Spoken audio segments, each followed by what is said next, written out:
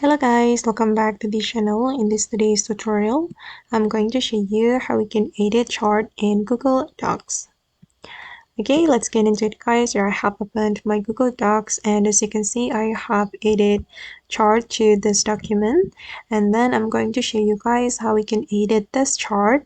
If you want to edit the chart you have created in Google Docs, you can click on the chart and then you're going to go to the source.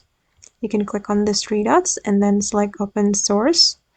Okay, and you'll be able to edit your chart right here. You have to go to the Google Sheets and then you have to edit the table. To edit your chart, you need to edit your table and I'm going to rename it.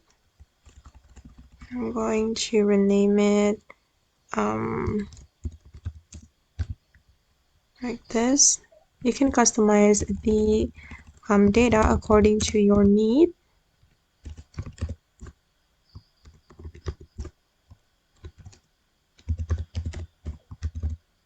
Alright. Okay. And then after we have edited the data, we can go back to our Google document and we're going to click on update. And the data will be updated according to the data in the Google Sheets. As you can see guys, that my chart has been changed.